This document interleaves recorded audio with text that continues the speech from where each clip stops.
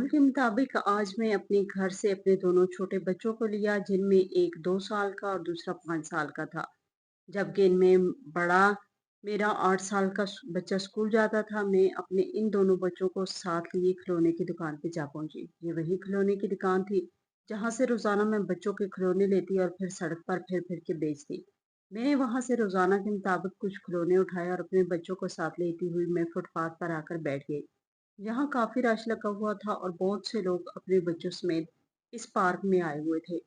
Park के साथ ही वाकया इस सड़क के फुटपाथ पर मैं बैठी इन लोगों का रास्ता देख रही थी कि इनमें से जब किसी बच्चे की नजर खिलौने पर पड़ेगी तो वो जरूर खिलौना लेने आएगा। और ऐसा ही हो रहा था। एक दूसरे की देखा देखी मुझसे बहुत से बच्चे मुझसे खिलौने लेने आ रहे थे और मेरा ध्यान भटक कर इन बच्चों की तरफ गया और मैं अपने बच्चों का ख्याल मेरे दिमाग से निकल ही गया था। मैंने एक बच्चे को खिलौना दिया और फिर इसके बाद दूसरे बच्चे को खिलौना देने ही लगी थी कि अचानक ही मेरे 3 साला बेटे ने कहा, मम्मा, रोहान रोड पे जा चुका है, गाड़ी आ रही है। और मैंने इसकी बात पर जल्दी से सड़क पर नजर दौड़ाई तो मेरे देखने से पहले ही वो गाड़ी रोहान को टक्कर मार चुकी थी। मैं एकदम से अपने खिलौने फेंकते हुई भागती हुई अपने बेटे की जानब दौड़ी। अपने बेटे को अपनी गोद में लिया तो देखा कि वो खून से लथपथ हो चुका था। इसके सर पर बहुत गहरी चोट आई थी और चोट लगते ही बेहोश हो गया था। मेरी आंखों से आंसू जारी होने लगे थे। मैं मदद के लिए इधर उधर देखने लगी। पार्क में मौजूद सभी लोग आवाज सुनकर इस तरफ दौड़े चले आए थे और रोड पर मौजूद भी सभी लोग हमारे गिर्द घेरा तान कर खड़े हो गए थे। ऐसे में एक बड़ी गाड़ी से निकलने वाला शख्स एक तरफ से निकलता हुआ भागकर मेरी तरफ आया और बच्चे को मेरी गोद से लेते हुए कहने लगा, मुझे माफ कीजिएगा, मेरा ध्यान नहीं रहा था। न जाने कैसे बच्चे पे लग गई। माफ कीजिए, इधर लाइए, मैं इसे डॉक्टर के पास ले चलता हूँ। ये कहते हुए इसने जैसे ही मेरी तरफ देखा और मैंने इसकी जानब देखा, मेरी नजरें इस पर से हटने का नाम नहीं ले रही थी। मैं बिल्कुल जैसे साकत हो चुकी थी। मुझे यकीन ही नहीं आ रहा था कि ऐसा हो सकता है। मैं एक नज़र अपने बच्चे को देखती और एक नज़र सामने बैठे शख्स की जानब दौड़ा दी। मेरा दिमाग साए साए करने लगा। मैं कौन और कहाँ से थी? मुझे कुछ इल्म नहीं था। मैं किसकी बेटी थी, बाप कौन था और माँ कौन थी, किस जात से तल्लक रखती थी, कुछ नहीं जानती थी। क्योंकि मैंने आंख खोलते ही यतीम खाने की खिदमत गुजारों को अपने इर्द गिर्द देखा था। माँ बाप जैसा कोई रिश्ता मेरी जिंदगी में आया ही ना था। काफी दफा मैंने यहाँ की ओनर से बात की, अपने वालिदैन के बारे में पूछा, लेकिन इनका यही कहना था कि तुम इस वक्त 1 साल की थी जब तुम हमें एक सुनसान सड़क पर लावारिस मिली थी। हमने तुम्हारी तस्वीरें हर जगह लगाई थी, लेकिन तुम्हारे माँ बाप का कोई अता पता न चल सका। ये भी हो सकता है कि तुम्हारे माँ बाप किसी हादसे में चल बसे हो और तुम बच गई हो। और ये भी हो सकता है कि वो किसी दिन तुम्हें कहीं राह चलते फेंक गई हो, लेकिन हमने तुम्हें उठाया और तुम्हारी परवरिश की जिम्मेदारी ली। मैं 5 साल तक किसी यतीम खाने में रही। फिर इसके बाद एक खानदान अपना खानदान मुकम्मल करने के लिए एक बेटी चाहता था। इन्हें यतीम खाने की सब लड़कियां दिखाई दी, लेकिन इन लोगों ने मुझे चुना और फिर मुझे अपने साथ अपने घर ले आए। इन लोगों की कोई औलाद नहीं थी और ये दोनों अपनी उम्र का बेशतर हिस्सा गुजार चुके थे। मुझे पाकर तो जैसे इन लोगों में नई रूह दौड़ गई हो। ये दोनों मुझे माँ बाप बनकर पालने लगे। इनका कहना था कि मैं अपने माजी को बिल्कुल भी याद ना करूं, बस मैं इन्हीं को अपना माँ बाप समझती रहूं। मैं भी खुश हो गई थी। जिंदगी में पहली बार माँ बाप का प्यार मिल रहा था। मुझे और क्या चाहिए था? जहाँ आकर मुझे पता चला कि माँ बाप किस तरीके से बच्चों के नखरे बर्दाश्त करते हैं। मैं जिस चीज पर हाथ रखती थी वही चीज मेरे लिए खरीदी जाती थी। किसी चीज को पसंद करती और अभी इससे मैंने मुंह से निकाली होती थी कि मेरे घर में आ मौजूद होती। माँ प्यार से हमेशा मेरे बाल बनाती, मुझे स्कूल के लिए तैयार करती और बाबा अपने हाथों के साथ मुझे स्कूल के दरवाजे तक छोड़ के आते। जिंदगी हसीन हो गई थी। हर चीज से बेखबर, बस अपनी धुन में मगन, अपने वालिदैन के साथ बेहद खुश थी। पढ़ना लिखना शुरू कर दिया था। दूसरे बच्चों की तरह अपनी जिंदगी गुजारने लग गई थी। मैं 10 साल की हुई तो अचानक ही एक रोज बाबा की तबीयत खराब हुई और फिर माँ इन्हें लेके अस्पताल चली गई। जब मैं स्कूल से वापस आई तो घर पर कोई मौजूद नहीं था। पड़ोस की एक आंटी मुझे साथ लेती हुई अस्पताल की जानब चली गई। लेकिन वहां जाकर इल्म हुआ कि बाबा अब इस दुनिया में नहीं रहे। इन्हें एक हार्ट अटैक आया था और इस हार्ट अटैक की वजह से वो जहान फानी से रुखसत हो गए हैं। ये दिन हमारे लिए सबसे मुश्किल तरीन दिन था। भले ही इन दोनों ने मुझे जन्म ना दिया था, लेकिन इन दोनों ने मुझे पाला था और इन दोनों से मुझे बहुत मोहब्बत थी। बाबा तो मेरे दिल के और ज्यादा करीब थे, लेकिन खुदा को जो मंजूर होता है वही होता है। बाबा की मैयत को घर लाया गया और फिर इनकी आखिरी रस्मात अदा करने के बाद आहिस्ता आहिस्ता सभी लोग हमारे घर से रुखसत हो गए। अब हमारे घर में एक पड़ोसन और अम्मी के अलावा कोई मौजूद नहीं था। मैं अम्मी की गोद में सर रखकर बहुत रोती रही और वो भी मेरा सर सहलाती रही और कहने लगी, बेटा सब्र करो। मुश्किल वक्त में जो सब्र करता है वही खुदा को पा लेता है। मैं जानती हूँ तुम्हें अपने बाप से बहुत मोहब्बत थी। तुम्हारा इसके बगैर जीना बहुत मुश्किल है, लेकिन तुम्हें अब खुद को इस हकीकत के साथ जीना सीखना है।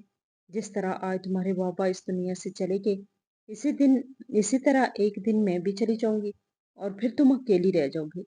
लेकिन बेटा, तुम्हें हिम्मत नहीं हारनी। वो रोते हुए मुझे दिलासा देती रही और मैं खामोशी से इनकी बातें सुनती रही। सारी रात न मैं सो सकी और ना ही माँ। इसके बाद आहिस्ता आहिस्ता जिंदगी मामूल पे आने लगी। बाबा जो एक बंगले में मालिक का काम करते थे, अब तो हमारे घर में कोई भी काम करने वाला नहीं था। पहले पहल तो पड़ोस के लोगों ने बहुत मदद की थी, लेकिन फिर इसके बाद पड़ोस वाले भी अपनी अपनी जिंदगियों में मगन हो गए और हम दोनों माँ बेटी एक दूसरे के सहारे पर जिंदगी गुजार रही थी। स्कूल के लोग मुझे फीस के लिए काफी तंग करते, इस वजह से मैंने स्कूल जाना ही छोड़ दिया। माँ बहुत परेशान थी। इसका हमेशा से यही ख्वाब रहा था कि मैं पढ़ूं लिखूं और इनका ये ख्वाब पूरा करना मेरी जिम्मेदारी थी। लेकिन इसके लिए पैसे चाहिए थे, वरना स्कूल के टीचर मुझे स्कूल में दाखिल ना होने देते। 3 महीने गुजर चुके थे। अब तो घर में खाने के लिए जरा सा भी राशन ना बचा था। पहले पहल तो कुछ पड़ोस के लोगों ने मदद की, लेकिन फिर इसके बाद हर कोई अपनी अपनी जिंदगी में मगन हुआ तो हमें भूल ही गया। जिस घर में पापा सिक्योरिटी गार्ड की नौकरी किया करते थे, माँ ने सोचा कि मैं वही क्यों न चली जाऊं। मामा आ गई और इन लोगों से मन्नत समाजिश करने के बाद इसी घर में नौकरी करना शुरू कर दिया। इन लोगों ने माँ को घर में झाड़ू पोछा और खाना पकाने के लिए रख लिया। माँ बहुत खुश थी। वो माकूल रकम दे रही थी। इससे हमारे घर का खर्च भी चल रहा था और दूसरी तरफ हर महीने मेरे स्कूल की फीस भी भरती जा रही थी। इससे बढ़कर भला हमें और क्या चाहिए था। बस जिंदगी यूं ही चलने में थी। देखते ही देखते मैं बड़ी हो गई और माँ भी बूढ़ी हो गई। मैंने 10वीं पास की तो माँ की तबीयत खराब रहने लगी थी। मेरा बस नहीं चलता था कि मैं माँ को काम न करने दूं, लेकिन घर में कमाने का कोई जरिया भी नहीं था। अक्सर मैं सोचती कि इनकी जगह मैं कोठी में काम करने चली जाऊं, लेकिन माँ नहीं मानती थी। एफएससी करने के बाद मैंने पढ़ाई छोड़ी और आराम से घर बैठ गई। मेरा ये कहना था कि माँ को अब मेरी खिदमत की ज़रूरत है। इसी वजह से मैं घर में ही रहती थी। माँ को काम करने के लिए न जाने देती थी। घर में ही बच्चों को ट्यूशन पढ़ाती तो कुछ न कुछ पैसे आ ही जाते थे। इन पैसों से माँ का इलाज चलने लगता। मुझे और क्या चाहिए था। लेकिन अब माँ को मेरी शादी की फिक्र सताने लगी थी। इनका कहना था कि अब इनकी जिंदगी के दिन बहुत कम रह गए हैं। वो नहीं जानती कि कब मौत का फरिश्ता इन्हें लेने आ जाए और वो अपनी बेटी की खुशियां ही ना देख सके। चनाचा उन्होंने जल्द अज जल्द मेरी शादी कर देना चाहिए। मैंने शादी के लिए टालना चाहा तो कहने लगी कि बेटा देखो, मैं नहीं जानती कि मैं कितना अरसा जिंदा रहूंगी और कितना नहीं, लेकिन मैं चाहती हूँ कि मैं अपने होते ही तुम्हारे हाथ पीले कर जाऊं। न जाने मेरे बाद जाने के बाद तुम्हारे साथ क्या होगा। हालात वैसे ही बहुत खराब है। मैं नहीं चाहती कि तुम्हारे साथ कुछ गलत हो। भले ही मैंने तुम्हें जन्म तो ना दिया, लेकिन मैंने तुम्हें पाला पोसा और बड़ा किया। और जो पालने वाली माँ होती है ना, वो जन्म देने वाली माँ से कई ज्यादा प्यार करती है। और मुझे तुम्हारा दर्द अपने दिल पर महसूस होता है। तुम्हारी छोटी सी तकलीफ भी मुझे बेचैन कर देती है। इसीलिए बेटा, मैं तुम्हें अकेला छोड़कर नहीं जा सकती। इनकी इस बात से इत्तेफाक करते हुए मैंने इन्हें शादी की इजाजत दे दी। उन्होंने मोहल्ले में ही रिश्ता करवाने वाली औरत से कहा। और फिर ही देखते हमारे घरों में रिश्तों का अनबार लग गया। एक के बाद एक लोग देखने आते। हर कोई ज्यादा से ज्यादा जहेज की डिमांड करता, लेकिन मेरी माँ इस काबिल ना थी कि मुझे इतना ज्यादा जहेज दे सकती।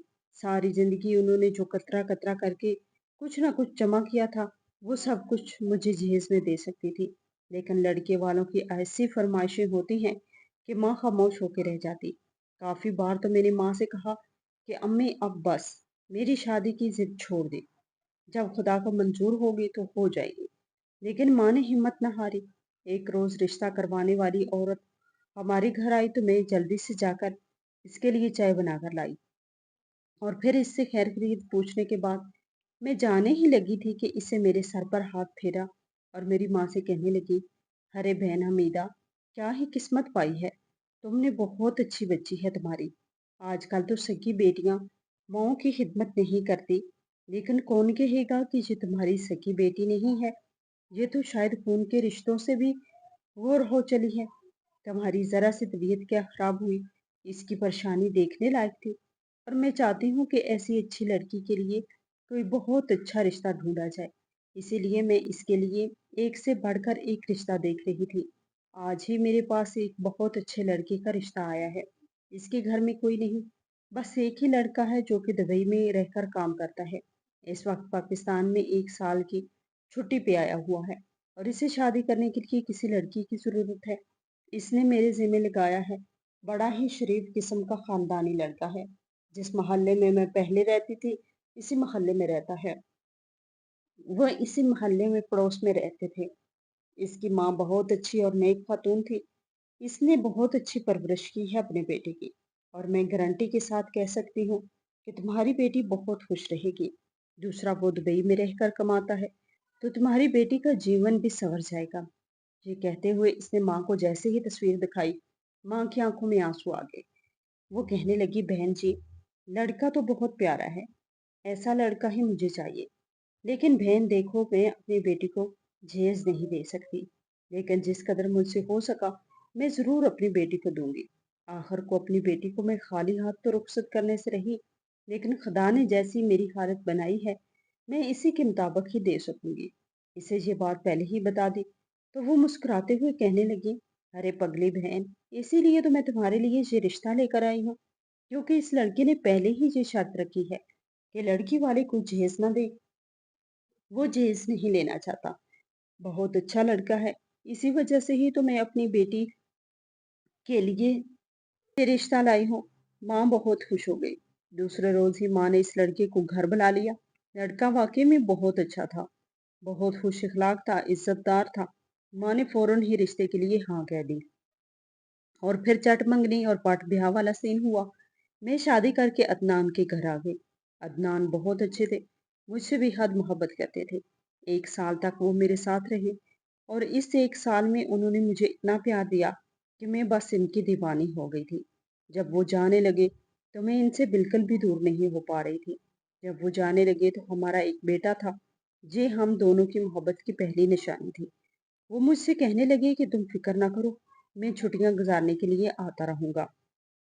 मुझे 1-2 महीने की छुट्टी मिलेगी। अगर मैं 3 महीने छुट्टी के लिए नहीं आऊंगा तो 3 महीने बाद मुझे 1 महीने की छुट्टी मिलेगी। और अगर मैं 2-3 साल नहीं आऊंगा तो मुझे 1 साल की छुट्टी मिलेगी। और फिर मैं एक बार फिर से 3 साल बाद तुम्हारे पास मौजूद होऊंगा। मैंने अपनी आंखों में आंसू लिए इसे घर से रुखसत किया और फिर अपने बेटे के साथ अपनी जिंदगी गुजारने लगी। 5 साल तक मेरा शोहर घर वापस ना आया, लेकिन मेरा शोहर बहुत अच्छा था।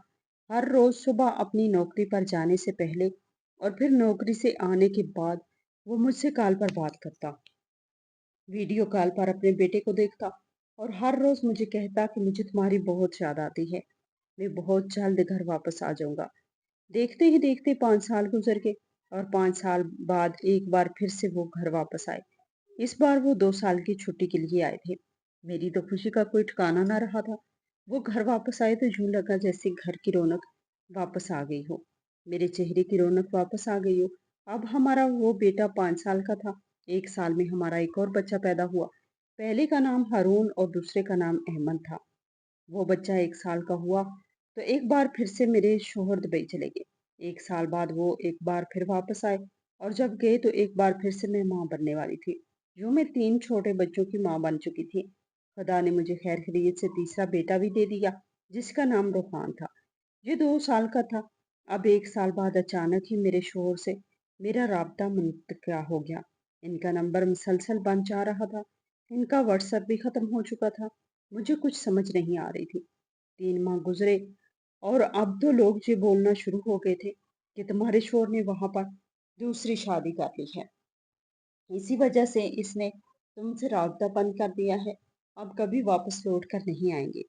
जो दूसरे मुल्कों में जाके रहते हैं, वो ऐसे ही अपनी बीवियों को भूल जाते हैं और वहाँ पर दूसरे मुल्क में ही अपने नए ब्याह रचा के बैठ जाते हैं।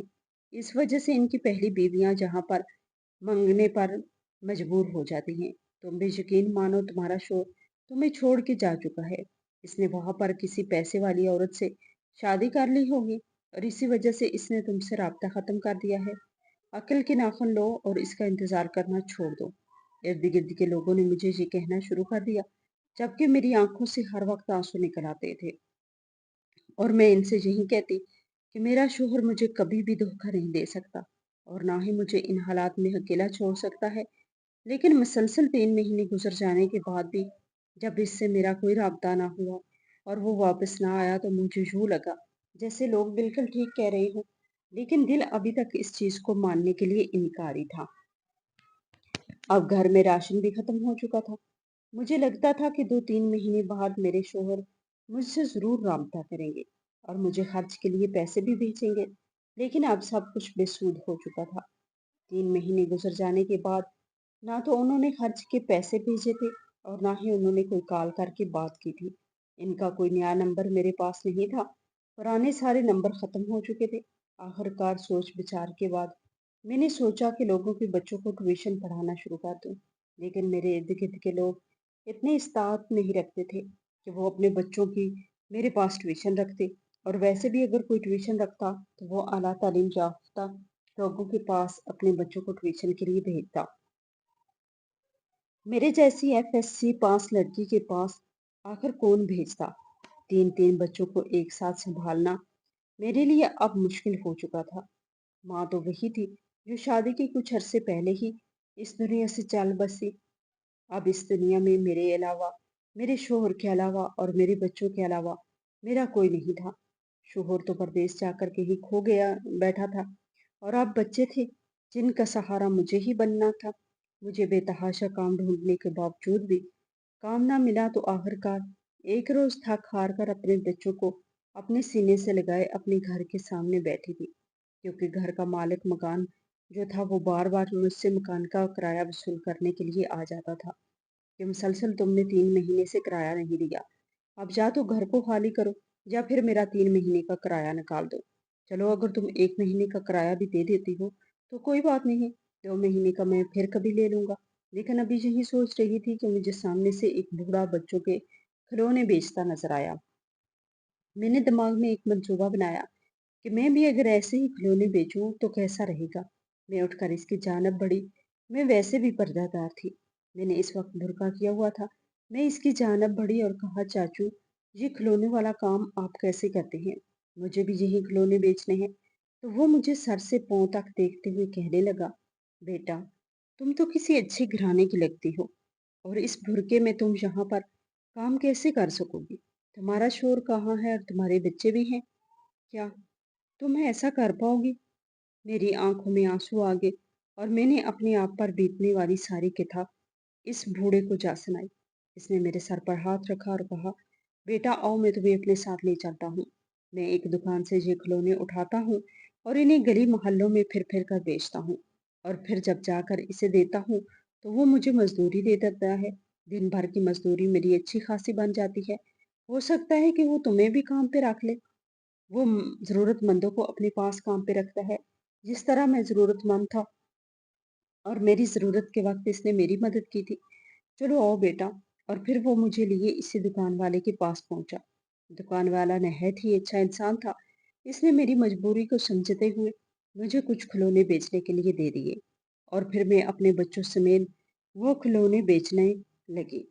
बड़े बेटे का स्कूल बंद हो रहा था, तो मैंने इसे स्कूल भेजना शुरू कर दिया और अब अपने छोटे बच्चों के साथ रोजाना ही ऐसे ही दुकान के मालिक से आकर कुछ खिलौने उठाती और अपने बच्चों के साथ फुटपाथ पर बैठ जाती। कहीं जो रश लगा देखती तो वहां पर किसी छांव की जगह जा पर बैठकर खिलौने लगा लेती। बच्चों के वालिदैन इधर उधर से गुजरते तो मुझसे आकर खिलौने लेकर बच्चों को दे देते। अक्सर बच्चे जिद करने लगते और इनके वालिदैन मजबूर होकर वो खिलौने इनको दिलवा देते।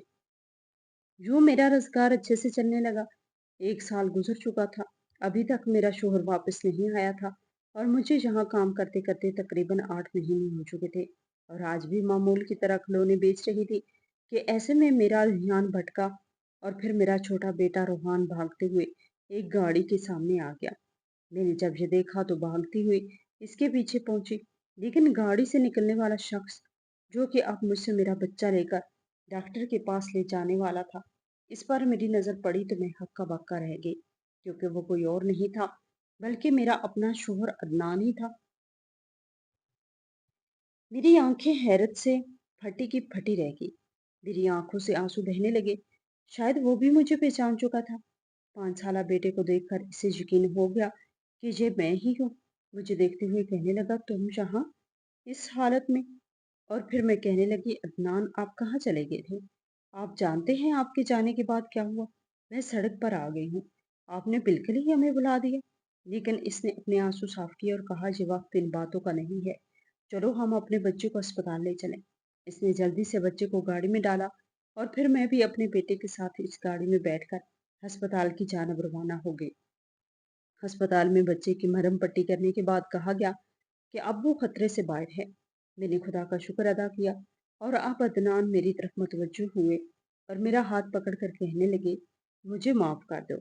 इतना अरसा मैं तुमसे दूर रहा। हकीकत ये थी कि जब मैं एक रोज अपनी जॉब से थका हारा वापस आ रहा था तो रास्ते में कुछ हादसा पेश आ गया था और इस हादसे में मेरा मोबाइल कहीं गुम हो गया।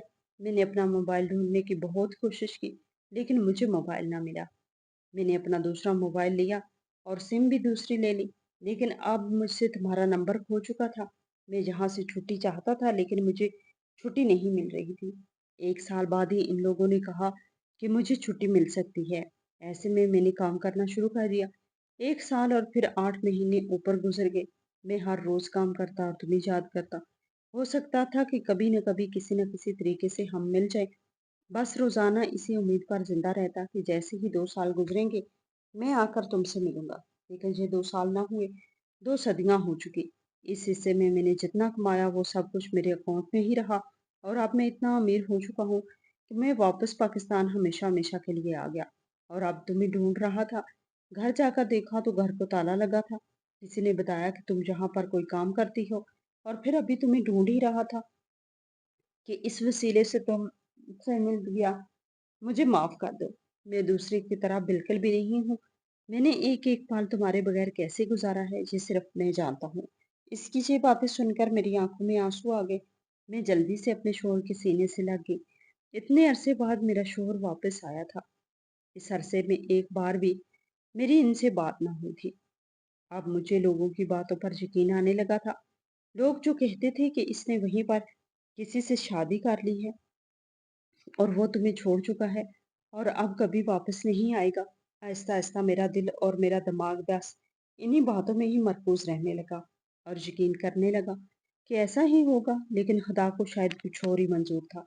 मैंने रोते हुए अपने शोहर का हाथ अपने हाथ में थामा और इस पर भरोसा करते हुए कहने लगी, अदनान आप जानते हैं जहाँ लोगों ने मुझे क्या से क्या नहीं कहा।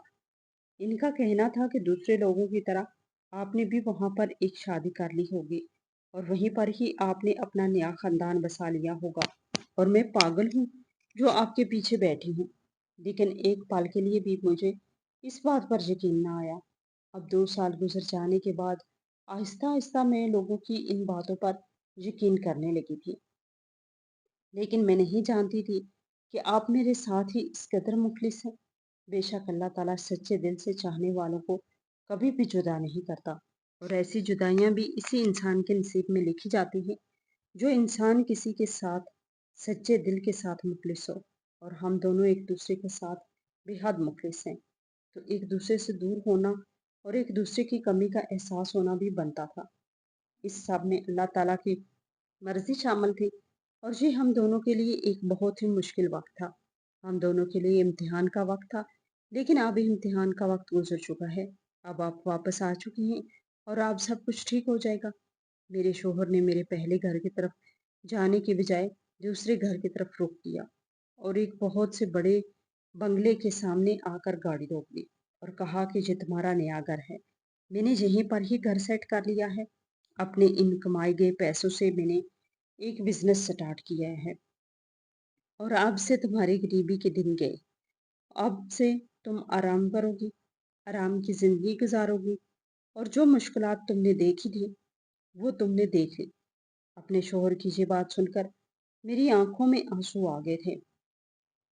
بے شک اللہ تعالیٰ برے دن اسی لیے دکھاتے ہیں کہ ان برے دنوں کے بعد اچھے دنوں نے آنا ہوتا ہے۔ وہ برے دن ہی اچھے دنوں کے پیشہ خیمہ ہوتے ہیں، اور یہ آزمائشیں اللہ تعالیٰ اپنے پسندیدہ بندوں کے لیے رکھا کرتے ہیں، اور جو ان آزمائشوں پہ پورا اترتے ہیں اللہ تعالیٰ انہیں بہت اچھے سے نوازتے ہیں۔ جس قدر اللہ تعالیٰ نے مجھے ساری زندگی کی ایسی مشکلات اور دکھوں کے بعد اللہ تعالیٰ نے اب مجھے ایک ایسے انعام اور اکرام سے نوازا تھا کہ اب میری زندگی میں کسی چیز کی کوئی گنجائش نہیں رہی تھی۔ آج میں اللہ تعالیٰ کے حضور بہت شکر گزار ہوں کہ اس نے مجھے ثابت قدم رکھا اور صبر کرنے کا حوصلہ دیا، اور پھر آج مجھے صبر کا اتنا میٹھا پھل دیا۔ بے شک وہ سب کچھ جاننے والا مہربان ہے۔